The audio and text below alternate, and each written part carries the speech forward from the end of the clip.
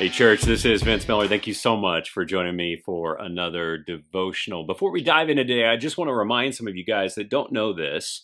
I've written a few books in Spanish that we would love to get out into Spanish-speaking cultures.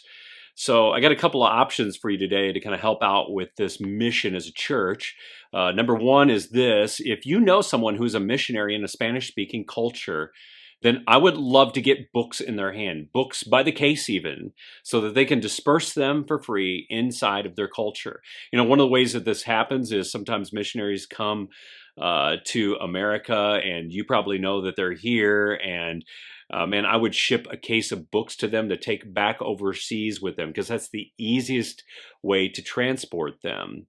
But there's another way to do this as well. We can actually ship them overseas to missionaries. And so if you want to take part in this, we would love to have you sponsor maybe a case of books that you want to deliver to another culture. It'd probably cost you about a couple $100 to be able to do that, but we would love to be able to do that. We're not asking you to pay for the books. We've already written, edited, and printed the books. We simply want to deliver them. And if you want to take part in this mission some way, you can just simply send me an email today and I'll help you figure out how we could do this. All right. With that, we're going to be in John chapter 13. I'm going to read verses 21 all the way down through 26. It reads, "After saying these things, Jesus was troubled in his spirit and testified, 'Truly, truly, I say to you that one of you will betray me.'" So I want you to hear today that Jesus is troubled in his spirit. The disciples looked at one another, uncertain of who he spoke. So imagine a room that's kind of confused. And one of his disciples, whom Jesus loved, this is John, we know that's who it is, John, was reclining at table at Jesus' side.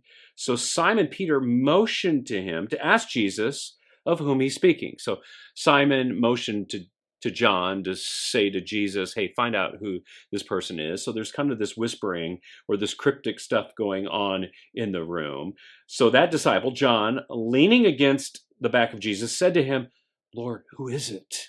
And Jesus answered, "It is he to whom I will give this morsel of bread when I have dipped it." So when he had dipped the morsel, he gave it to Judas, the son of Simon Iscariot.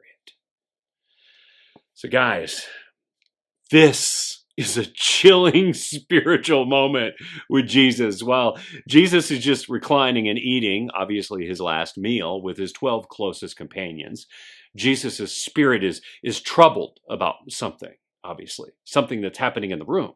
Now, it's unseen, but it's soon going to be realized by everybody.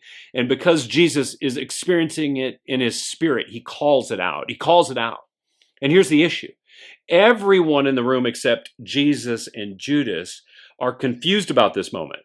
And because of this, there is this interchange that is understood just simply by a couple of men, but it's rather cryptic and confusing for all the other 10.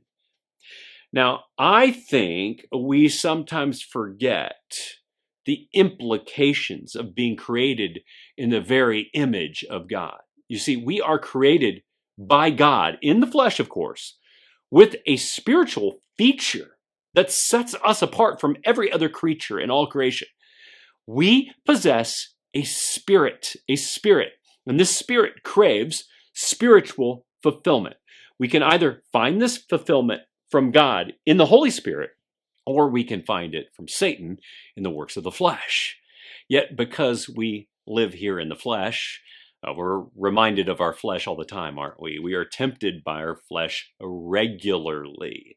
Sometimes the things of the flesh are so visible and evident that that's all we see. So we just walk around as fleshly creatures. Therefore, what we end up doing is reasoning with only our fleshly minds about fleshly things, and then we become insensitive to the spirit. Kind of like the 10 men in this room who are confused about what's happening at the moment. All they see is what's evidenced by the flesh, so they have a confused response to what Jesus is actually talking about and who the betrayer might be. Now, in the room is Jesus, though. And Jesus realizes his divinity and his calling and his purpose and his design. He is totally in tune with the Spirit. to the point he recognizes that something evil and despicable and satanic is happening in the room. It's so evident to him that his flesh trembles and his soul is troubled. And he even calls it out, knowing everyone else is going to be confused by it. So here's the takeaway today. We need to remember, church, that we are designed as spiritual beings. We are clothed temporarily in this flesh that you see.